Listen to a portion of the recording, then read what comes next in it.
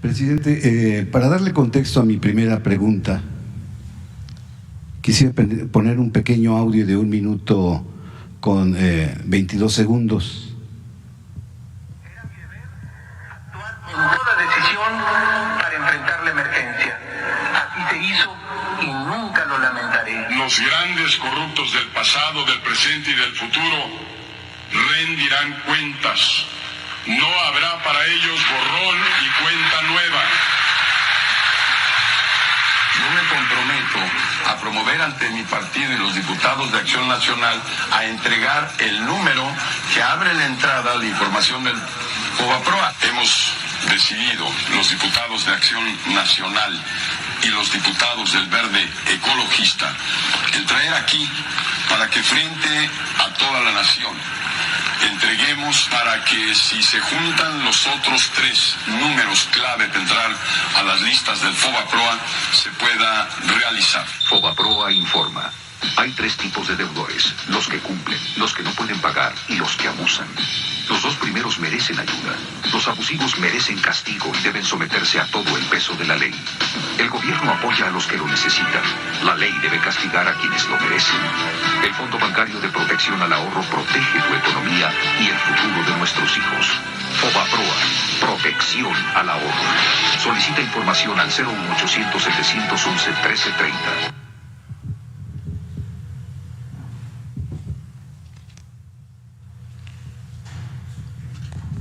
Presidente, el autor de este libro pues me dio la idea para preguntar. Este libro se presentó en el Centro Cultural San Ángel hace 25 años.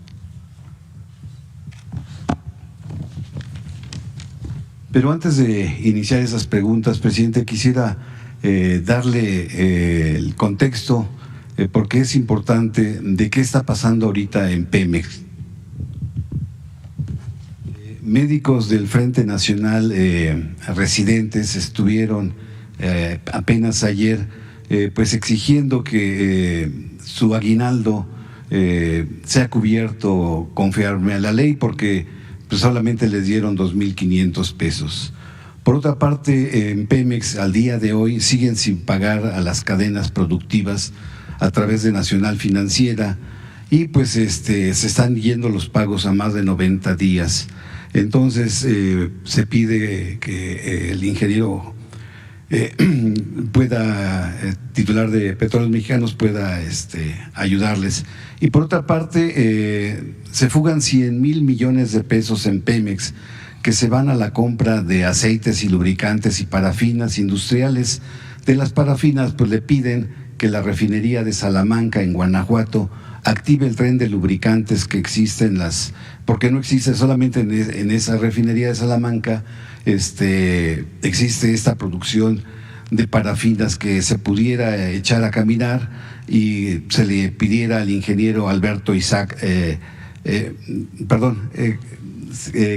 se le pidiera al ingeniero Jorge Luis Basaldúa Ramos, director de Pemex Transformación Industrial, o al ingeniero José Manuel Rocha Vallejo, pues para que puedan venderles productos a los industriales mexicanos. Eso es lo que quisiera comentarle de Pemex. Y bien, inicio con mi primera pregunta, presidente.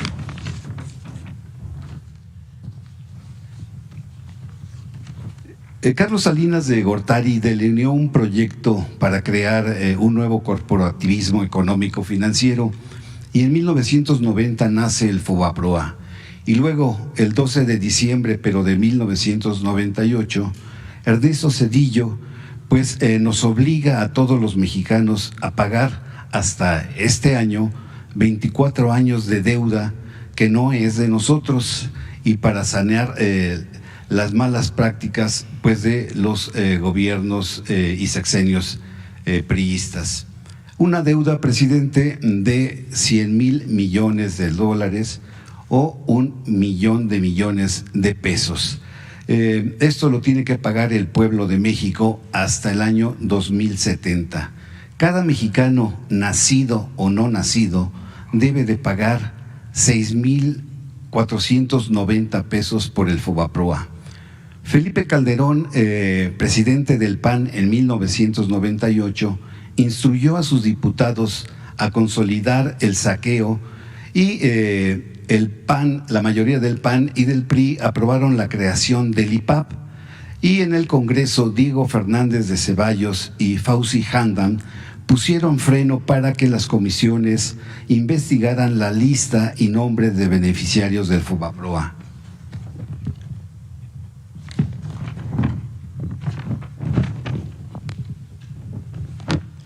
En la primera lista de beneficiarios del FOBAPROA están empresas con finanzas sanas que no ameritaban el rescate, están políticos y medios de comunicación, y por eso debemos entender por qué actúa así el Universal y Excelsior, porque están dentro del FOBAPROA. Está Videovisa, está Salinas y Rocha, está Taesa, está Dina, está Cementos Cruz Azul, está Mexloop, está Estrella Blanca, está Zapaterías Canadá, está Chedraui, está Del Monte, está K2, está Reino Aventura, está Mexicana de Aviación, está Grupo Lomelí, el Club Deportivo Monterrey, está Taesa, está Fidec, está Cicron y están Hoteles Camino Real. Así como están dentro de ahí Francisco Labastida y Vicente Fox. También está el Grupo CIDEC de José Martínez Huitrón con 776 millones de dólares. Está el Grupo Mexicano de Desarrollo con 6,000 millones de pesos. Está el PRI con Banca Unión de Carlos Cabal Peniche, Banca Cremi y Banco BCH, que son de los 1,325 grandes deudores, solo 600 créditos representan el 55% del total de los recursos del FOBAPROA. Cabe señalar, presidente, que en el comité de desincorporación estaban Guillermo Ortiz, estaban Carlos Ruiz Sacristán,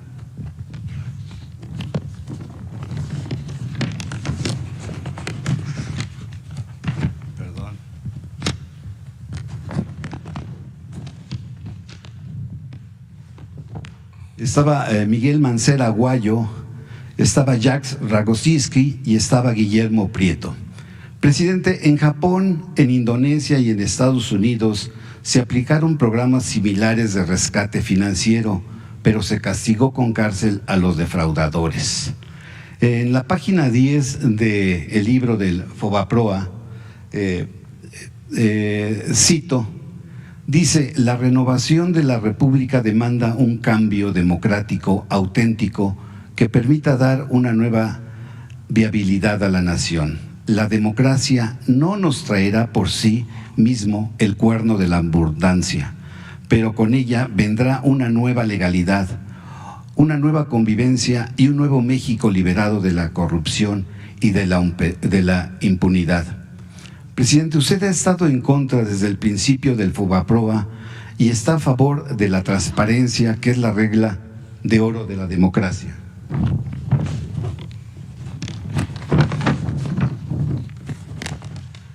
Por ello le pregunto, presidente, usted prometió una comisión de la verdad, ¿la podrá crear el próximo año? Y pues han pasado ya 24 años para fincar responsabilidades y castigos a los responsables y hasta el momento no hay uno solo. Y que si nos pudiera decir, presidente, ¿cuál ha sido el costo para el país de Guillermo Ortiz y Pedro Aspe? Esas serían las tres preguntas o tres incisos de esta pregunta, presidente. Bueno, pues ya es un asunto bastante conocido. ¿Qué fue lo que pasó? Hubo un cambio de gobierno, terminó Salinas, entró Ernesto Zedillo, se desató una crisis económica, financiera, en la transición. Se echan la culpa Salinas, Zedillo. Ya hemos hablado aquí de que Zedillo se queja de que Salinas le dejó la economía prendida de alfileres y Salinas le contesta que sí, pero que él se los quitó, o sea, Zedillo. El caso es que se produjo una crisis y optaron por rescatar a los bancos y a las grandes empresas. Esa fue la decisión que tomó Zedillo.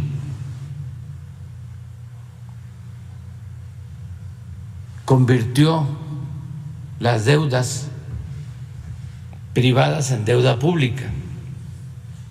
Las deudas de los bancos que supuestamente estaban quebrados,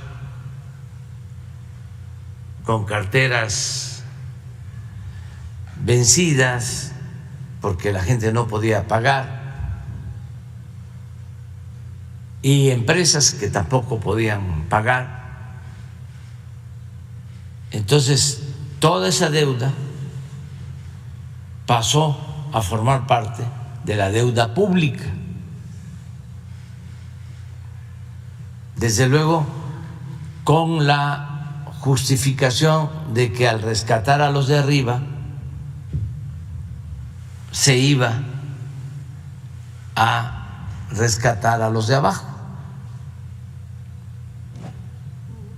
La misma concepción neoliberal o neoporfirista, o esa gran mentira de que si llueve fuerte arriba, gotea abajo,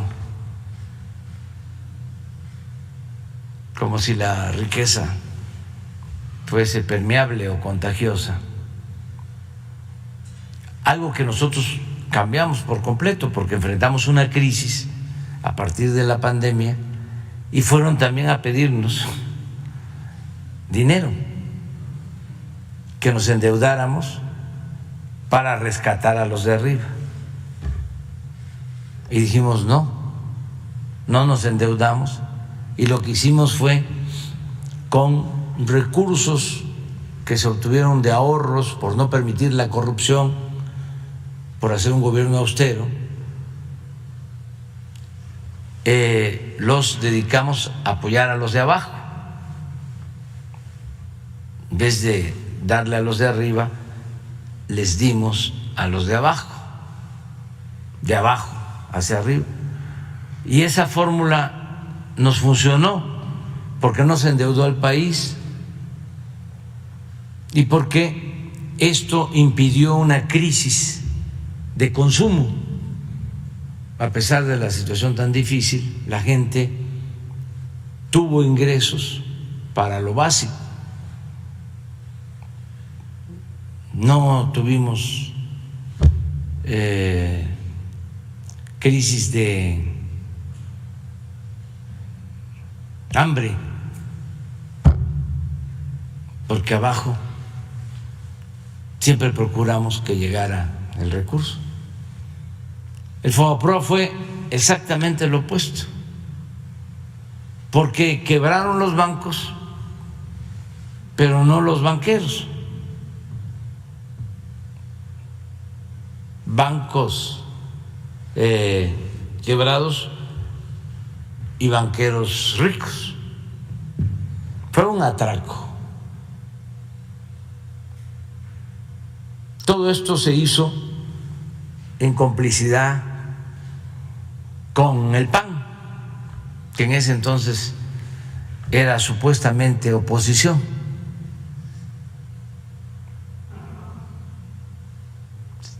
Ya hemos visto aquí cómo tuvimos un debate sobre el tema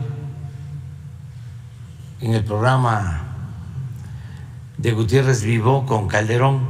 Él era presidente del PAN, yo era presidente del PRD, sobre este tema. Y ellos fingían, porque son muy hipócritas, de que no iban a aprobar el FOBAPROA. Entonces, en el debate le digo, mira, ya no le demos vuelta, ¿van a aprobar el FOBAPROA, sí o no? Y me dice el muy cínico, no. Y al mes lo estaban aprobando, junto con el PRI, un 12 de diciembre de 1998. Entonces, a partir de ahí, pues se empieza a pagar una enorme deuda. También hace unos días recordaba yo de que Zedillo, que está considerado como una eminencia en economía,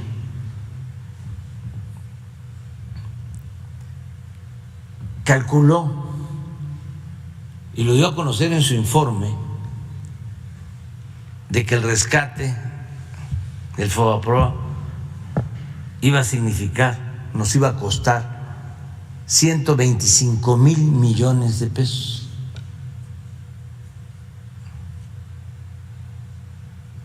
Y nos ha costado 3 billones. O sea, se equivocó por muy poquito. Casi le atina.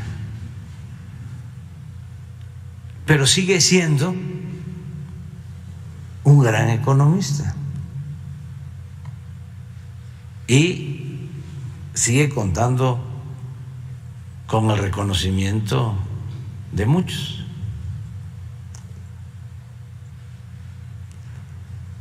Entonces, eso es lo que sucedió. Todavía hay una deuda como de 1 billón de pesos. Cada año hay que estar pagando intereses de esa enorme deuda.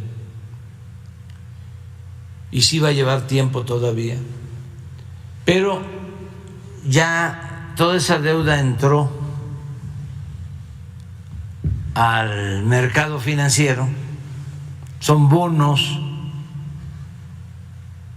ya nos generaría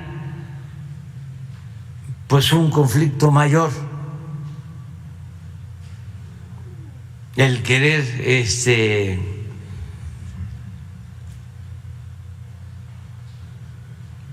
no reconocerla como deuda. Nos afectaría más como país si la declaramos impagable. Eso lo analizamos desde el principio. Sí fue un grave error, y en política los errores son como crímenes.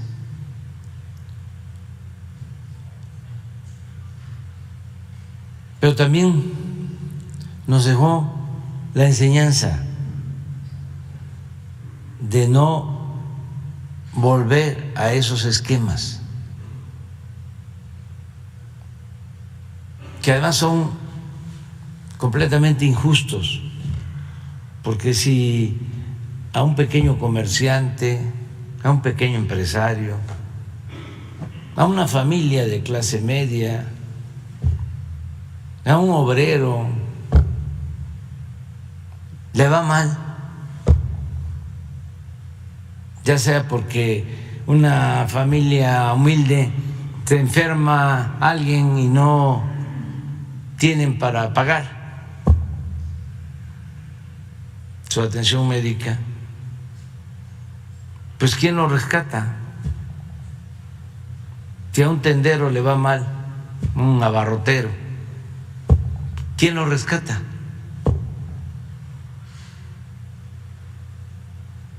¿Por qué rescatar, no?, a los de arriba?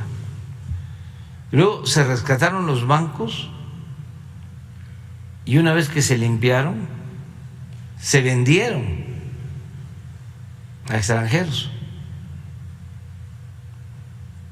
Y no quedó ningún banco, uno creo. Todos pasaron a manos de extranjeros. Entonces es la no repetición, lo mejor, que nunca más vuelvan estas aberraciones, estos absurdos, estas grandes injusticias. Porque eso es el neoliberalismo. Eso es lo que nosotros llamamos neoporfirismo. ¿Saben quién hizo eso en su momento? Porfirio Díaz, con los ferrocarriles. Porque en sus 34 años se comunicó el país con ferrocarriles, más de 20,000 kilómetros de líneas férreas. Se comunicó todo el país y de repente las empresas extranjeras ferrocarrileras, que ya habían recibido además subvenciones, porque si construía 1 kilómetro de vías de ferrocarril, el gobierno federal les entregaba una cantidad por kilómetro. Se quedan con las concesiones y luego se declaran en quiebra.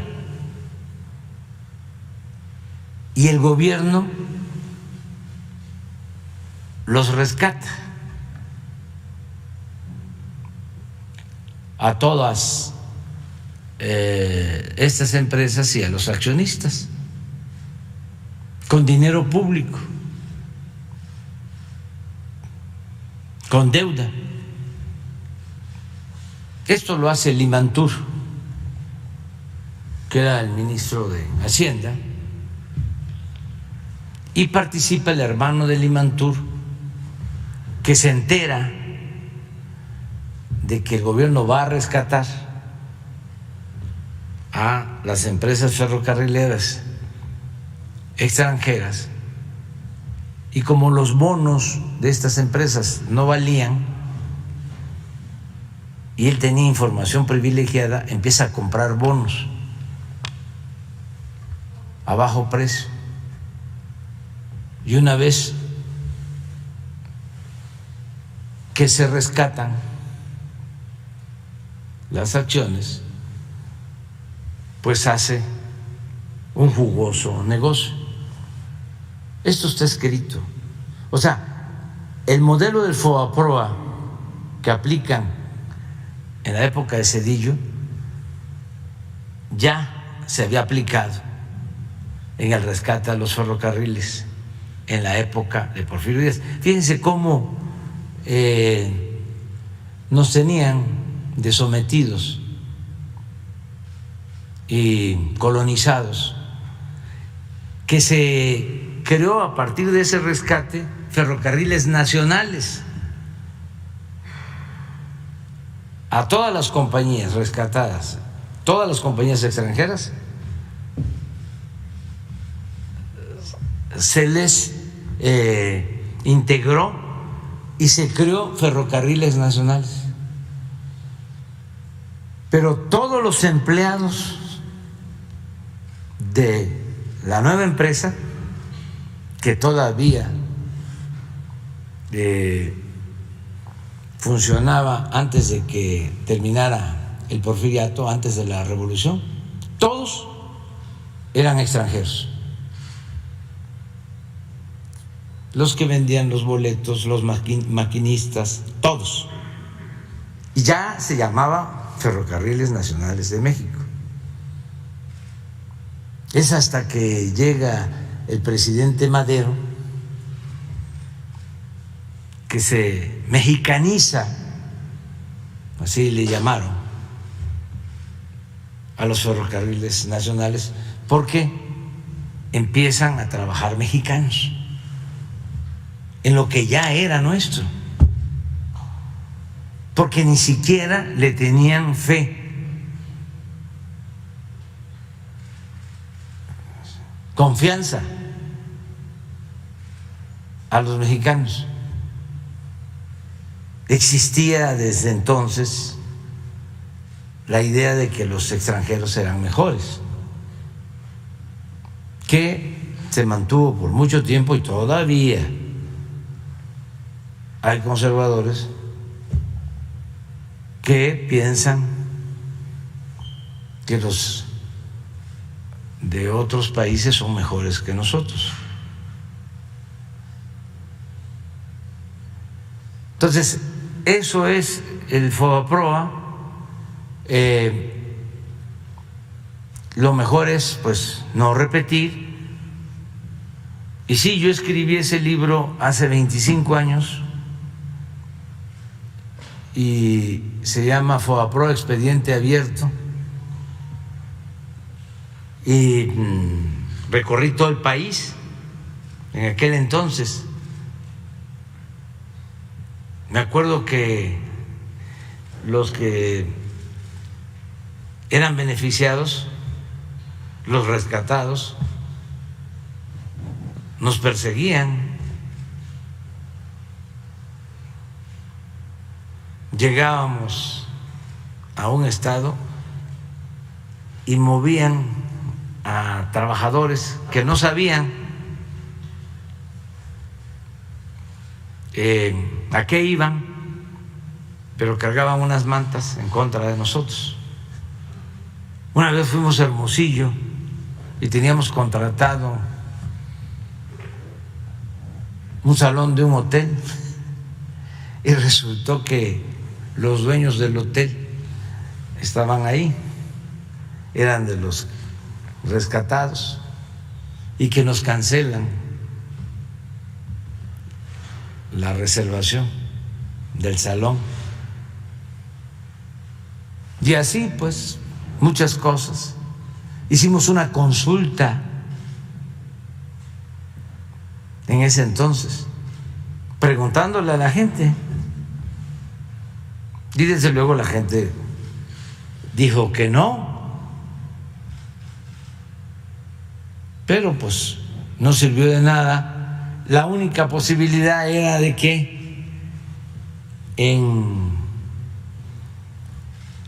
el Congreso nos uniéramos entonces a la oposición, pero los del PAN se sumaron. Incluso después Fox apoyó.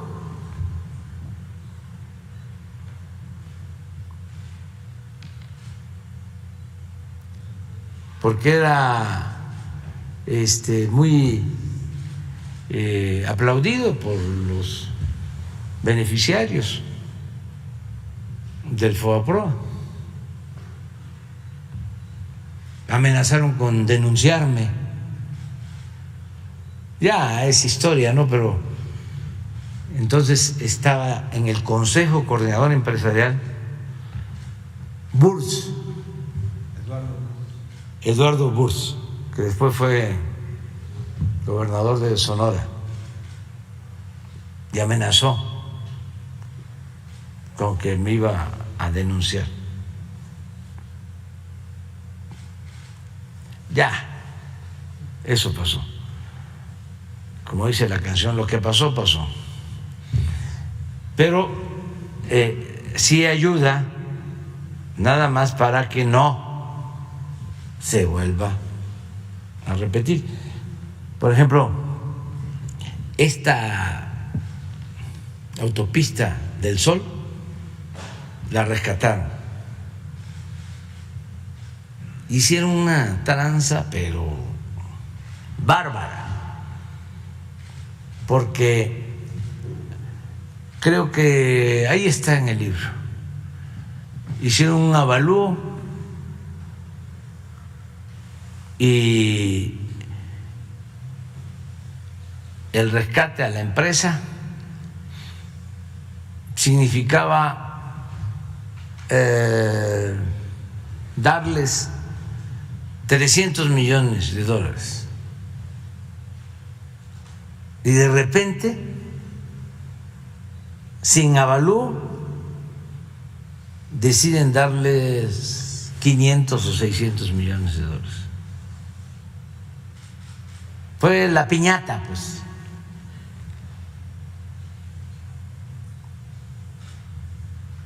En los bancos,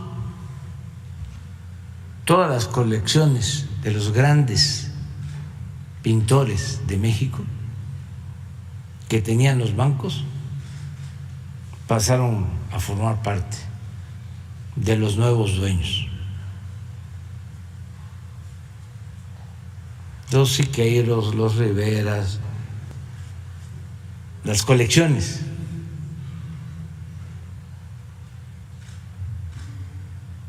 De los grandes saqueos que han habido en el país. Desde luego todo esto acompañado con las privatizaciones que se detuvieron hasta hace poco, hasta que llegamos, porque entregaron parte del territorio nacional para la explotación del petróleo, bloques en tierra y en mar que fueron concesionados.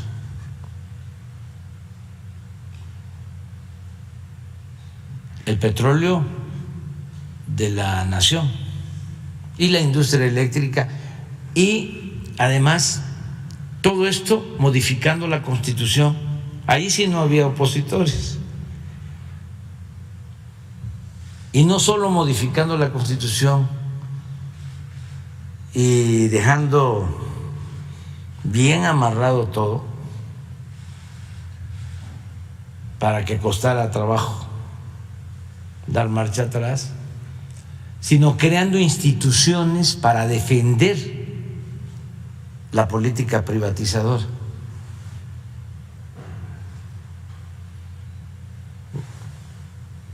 Creando un andamiaje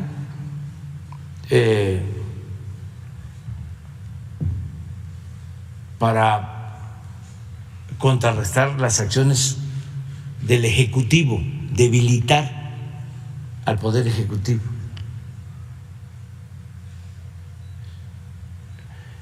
Tuvimos la suerte de que no les dio tiempo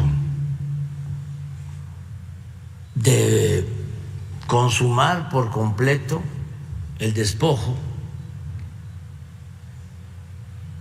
porque llegamos, o sea, sonó la campana, sonó el timbre, y es como los que están robando en un banco y suena la alarma y pues solo lo que alcanzan a meter en dos costales, ¿no? Y van dejando tirado todo. Pues dejaron bastante cosas, y fíjese que con lo que nos dejaron estamos levantando al país. Pero, por ejemplo, dejaron instituciones de estas para controlar al Ejecutivo, en Pemex, en Comisión Federal de Electricidad, pero no alcanzaron a nombrar a sus incondicionales en estos organismos autónomos.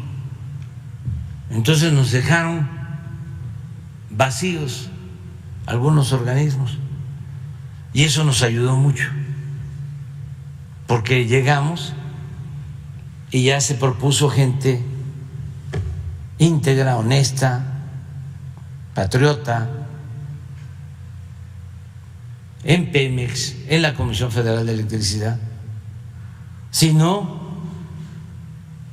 hubiésemos tenido muchos más problemas. Por ejemplo, en este Instituto de la Competencia, ese lo llenaron, ahí sí no pudimos. Y ese Instituto de la Competencia es para defender y mantener los privilegios de las empresas particulares, sobre todo extranjeras, en contra de las empresas públicas, en contra de Pemex, en contra de la Comisión Federal de Electricidad. Pero ahí sí, el Instituto de Comunicaciones también lo llenaron. Ahí sí no se puede avanzar. Si el gobierno quiere dar el servicio de telefonía, no puede.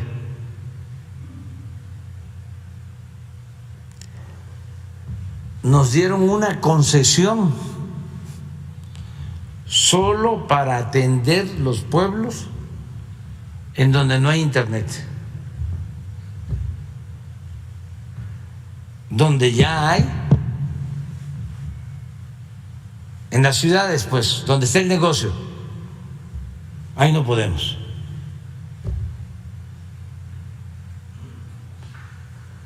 Si quisiéramos tener un sistema de comunicación interno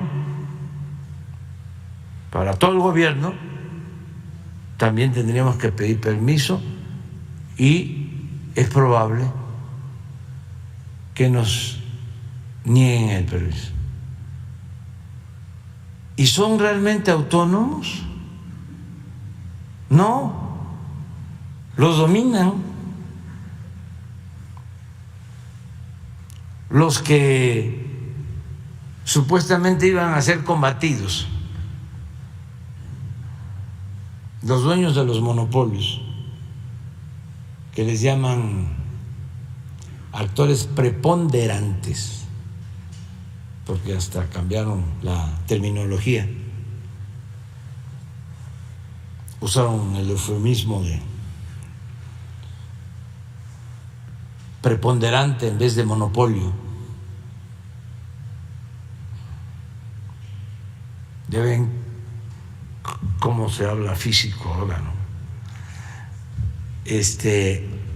Pero bueno, eso es todo lo que sucedió. Estamos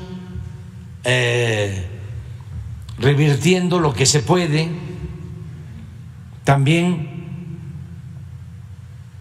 de manera legal,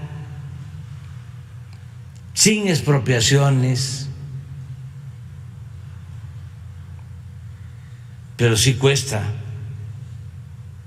Nos ayudó también el que la gente no solo votó por el presidente, sino también votó por diputados y senadores. Y tenemos mayoría, aun cuando todavía falta,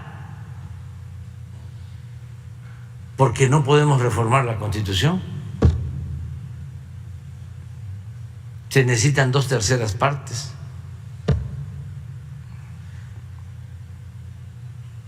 No basta con tener la mayoría simple, la mitad más uno.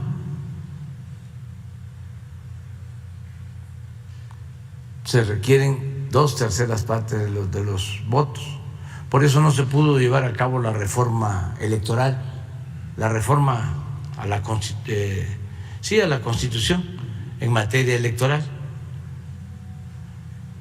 porque se opusieron los del bloque conservador, engañando a muchísima gente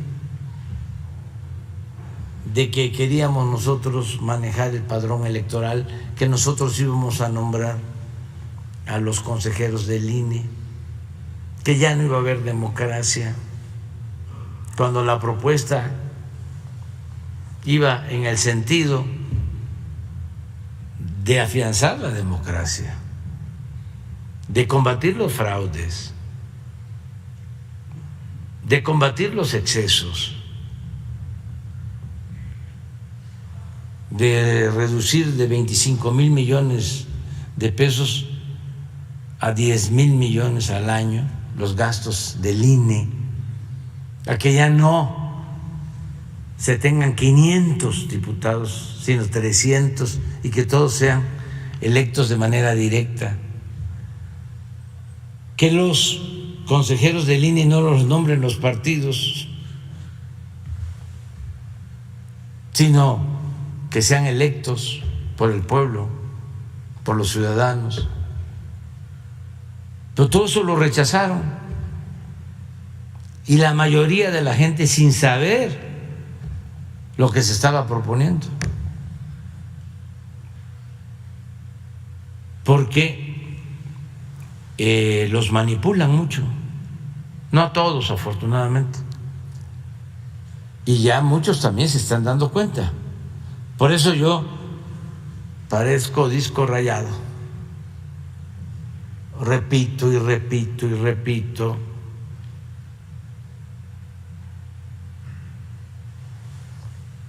porque hay quienes se creen las mentiras,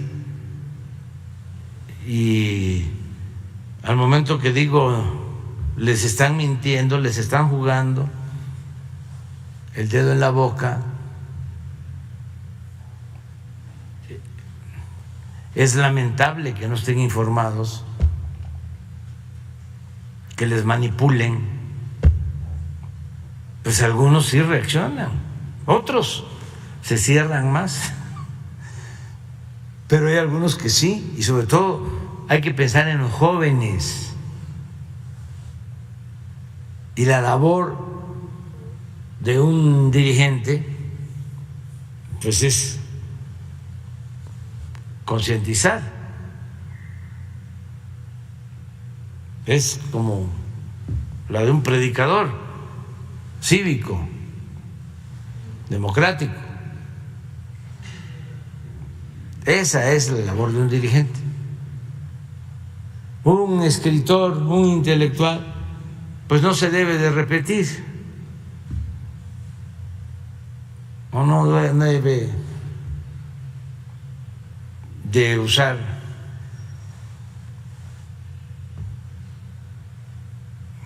caminos trillados o lugares comunes, pero un dirigente sí. Hay que estar constantemente hablando, y eso les molesta a muchos, porque también durante mucho tiempo